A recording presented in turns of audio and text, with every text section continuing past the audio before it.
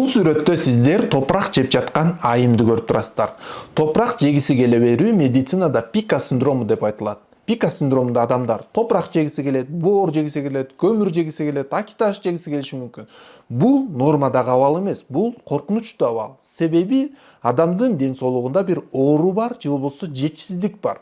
Эмнеден болот? Мисалы үчүн кээде темирдин жетишсиздигинен анемия оорусунда болушу мүмкүн. Ошондой эле кош бойлууларда болушу мүмкүн. Гормоналдык өзгөрүү негизинде болушу мүмкүн.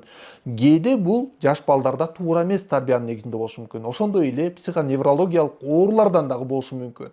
Кимде ким топурак жегиси келип жатса, ага топурак сатып барып, мынакей топурак жегим келип атыптыр, же деген туура эмес. Топурак аркылуу көптөгөн зыяндуу нерселер келет. Оор металлдар келет. Кадмий, свинец, коргошун өнөнгөн зыяндуу оор металлдар келет дагы денеге, алар бөйрөктү, боорду уулап таштайт. Боору, бөйрөгү оорукчан болуп калышы мүмкүн.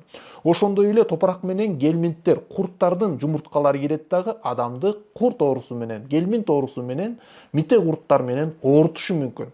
Ошондуктан эч качан топурак жебеш керек. Топурак жегиси келип жаткан учурда текшерилүү керек болот.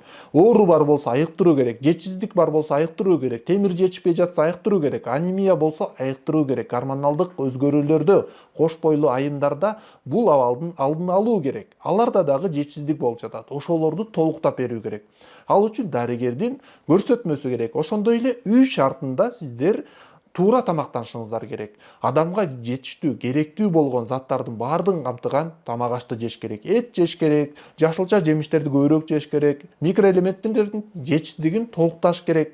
Жана кээ бир адамда психоневрологиялык бузулуу бар болсо, аларды туура көрсөтүү керек дарыгерге. Ошондой эле жаш балдарга туура тарбия берүү керек. Туура эмес тарбиядан ата-энесинен көрүп алып дагы ошону жеп үйрөнүшү мүмкүн.